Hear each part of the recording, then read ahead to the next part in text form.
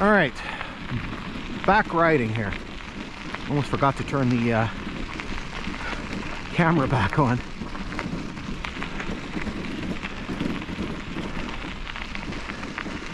So it is kind of nice going through sort of this upland area compared to the swamp that we were going through in the previous section.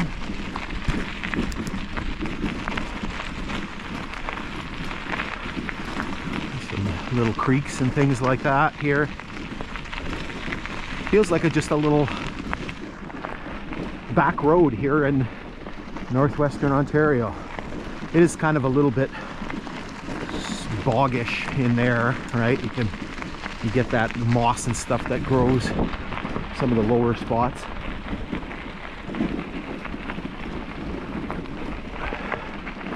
Oh, here comes the sun again.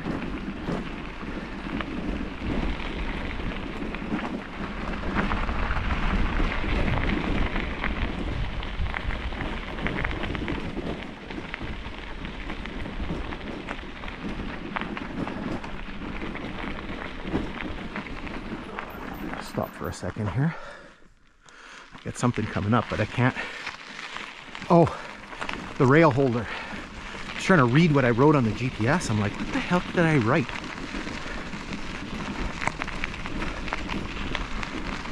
So we got a neat little find here. I haven't seen one of these in a while. Just caught it by chance here. I'll sort of explain everything once we get down there and have a look. But you can see that there's a hunk of concrete down there. So we're gonna go take a look at that. Okay, so we got a neat little find here. So we have, I noticed this as I was coming along, you could see that there's a chunk of concrete here, and it kind of had this sort of triangle shape to it. So I came down and looked, and sure enough, what we have is one of these very elusive rail finders. It's hard to see, but there's metal plate there. And so you can see kind of the triangular shape. So we haven't seen one of these since before Lincoln. And there's a bunch between Ellis and Flat. And then there's another one, a really good set by Dog River Junction. I don't know who put these in. I don't know if it was Grand Trunk Pacific. I don't know if this was Canadian Government. I don't know if it was CN. But basically, from what I figured out, because I measured the distance between a set, and it appeared that these things were set up every mile or so. And then basically you had these concrete triangles and then the metal plate on the top. And what they would do is they would set rails on here. And so they would pre-spot rails so that if there was a damaged piece of rail or whatever, they didn't have to bring them with them. They could replace the rails right there. So I'm just going to peek over here. That might be the sole survivor here, because there's kind of a little bit of a hill here. I wouldn't imagine it's anywhere over here. Looks like a piece of a telegraph pole here. No, I don't see anything here. Okay, well, at least we found one. So that was kind of a neat little discovery. All right.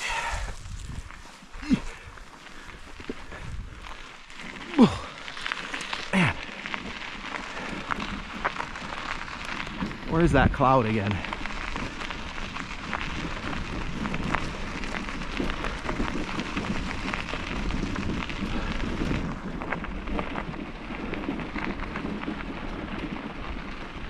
You can see all of these roads branching off. You can see how nice they are. Look at all the sand that's in here. So we do have another trestle crossing here.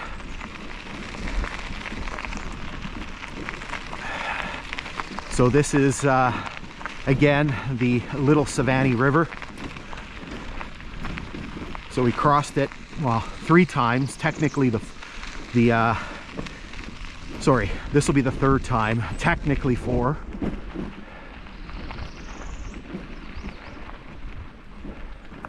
Okay, so let's hold up here for a second and then make our way across.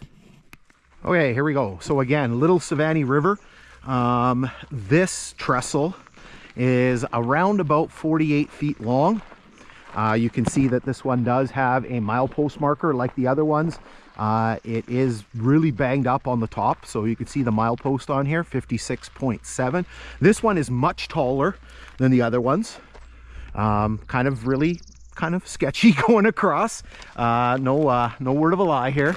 You know, if you know me, you know that I'm not particularly good with heights, and so going over here, you know, you slow the truck right down when I was driving across here. Now I have to come back to get out of here, and yeah, so it was not a not particularly fun trying to go across.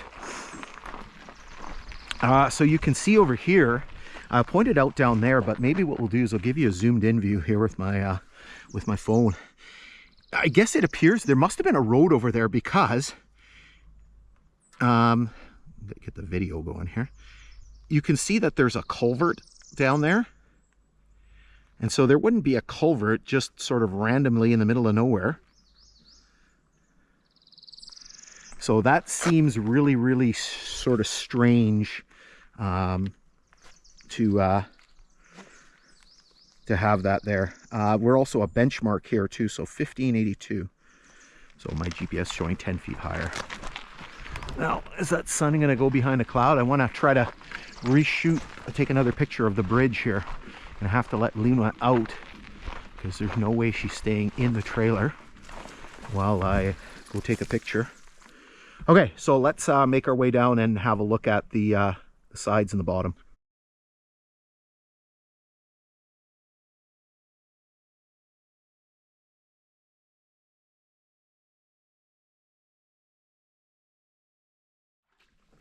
All right, so we've made our way down here. We're on the northeast corner, or close to it.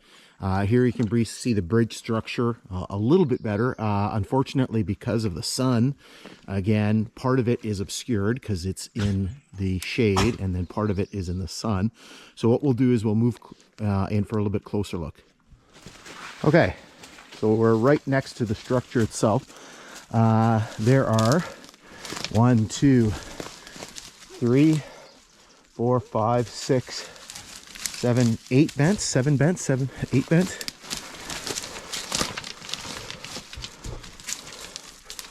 I can't read that. Maybe when I get back, I'll see that tag a little bit better. So here you can see, whoop, the underside looks in pretty decent shape. You can see the remains of the pile there. You see an old drum here. Maybe that had kerosene, creosote in it to coat the bridge. You can see the milepost marker up there. Okay, I guess we got to scooch through here. More barrels here.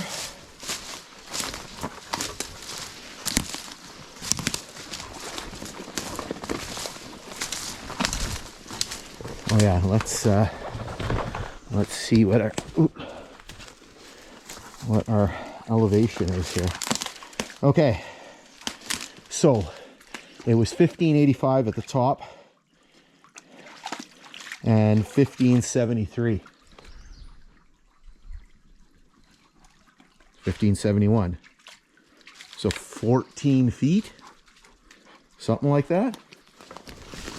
Okay, let's back out a little bit here.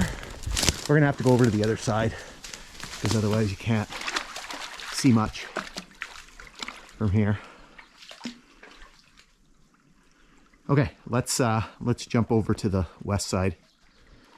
All right, so we're down here on the west side. What's interesting is, it's probably hard to see on the camera here, but way over there, there is where the creek continues, there is a culvert over there. And so I'm imagining at one point there was a road right there, because why would there be a culvert kind of in the random middle of nowhere? So here's the west side, the southwest side. I do apologize, just completely backlit here just because of where the sun is.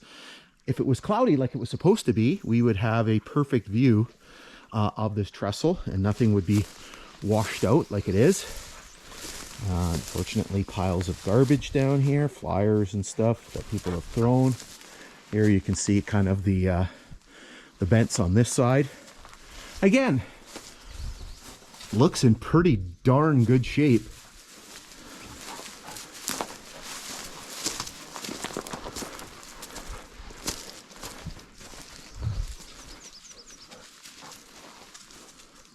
So here you can see it a little bit better from this side again. That side would be ideal if the sun wasn't out.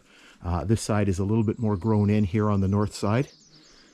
The sun's kind of behind a cloud here momentarily. See if we can get a little bit better angle over here. I gotta watch because it's all swampy in here.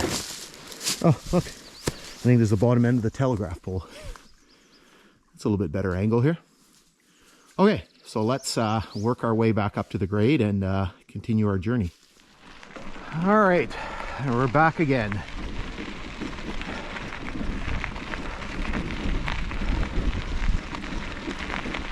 Let's see how long we've been going for.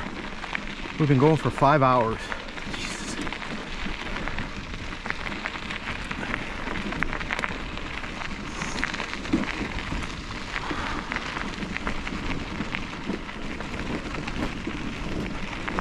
Or at least I reset the GPS 5 hours ago.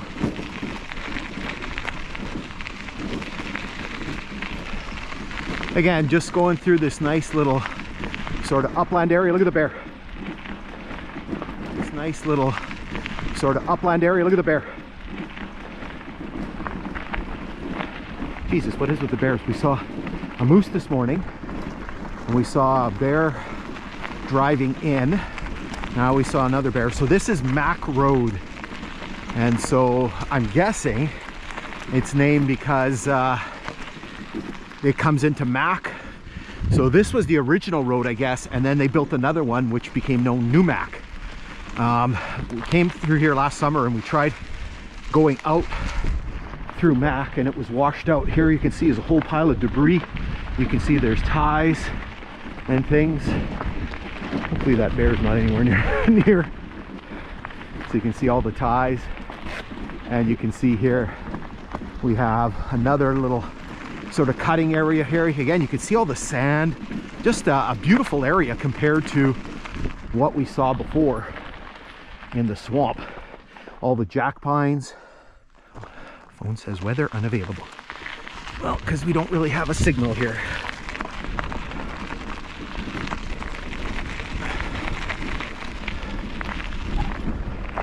Pretty soon we're going to be getting to Mac.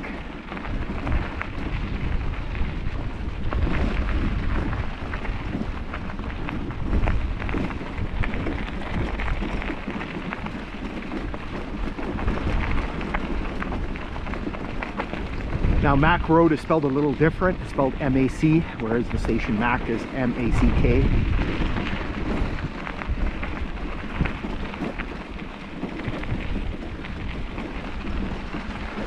So we got a curve coming up here, and this is kind of the first curve in a while. So if you watch the previous episode, which there's 9 segments in it, basically there's a super straight stretch going all the way from Lincoln to past Kelly, almost to Larson. It's like almost 18 miles where it's dead straight, and then there's a jog, and then it's straight here, and then it starts getting all kind of, after this it starts getting all curvy and everything. No more really straight stretches. Kind of a few little kind of straights there by George. It's straight, and then it kind of straightens and there's curves and it's straight again.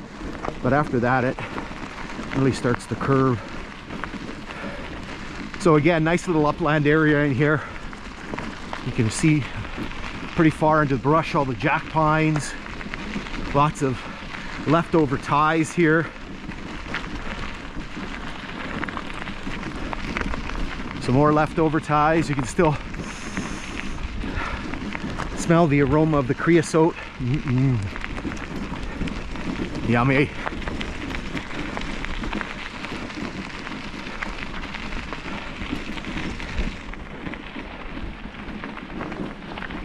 Okay, let's zip you ahead here until we get to our next feature.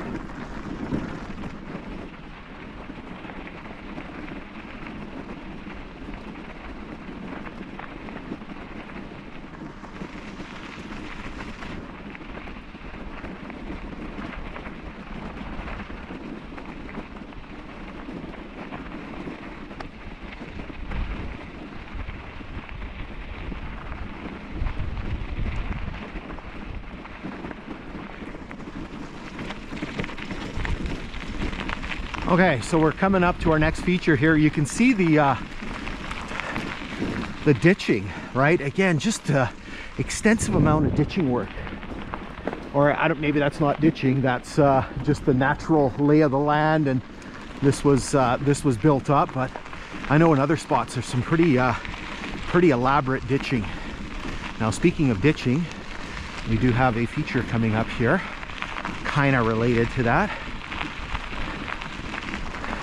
So I'm zipping along and I notice this, right? And I was like, what the heck is this, right? Because you can see the rock and it looks like there's been rock that's been placed here, right? And I'm like, what the heck is going on here?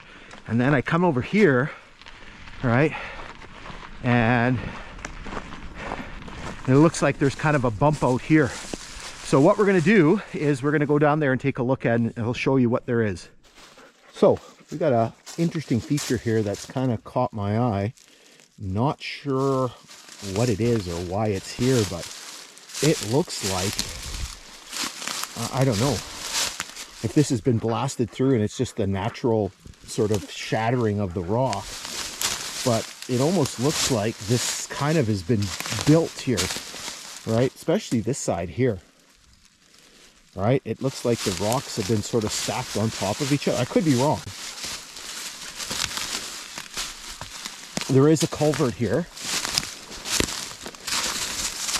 So there is a culvert down there, but again, I don't know what the heck is going on. Let's go look on the other side here.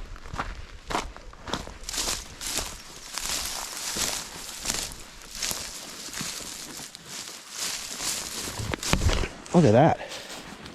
Wow. They did quite the elaborate job here with the culvert. That's some craftsmanship here. So I'm guessing this was done on the other side was done on purpose, right? To basically create this ditch. That's really neat to see.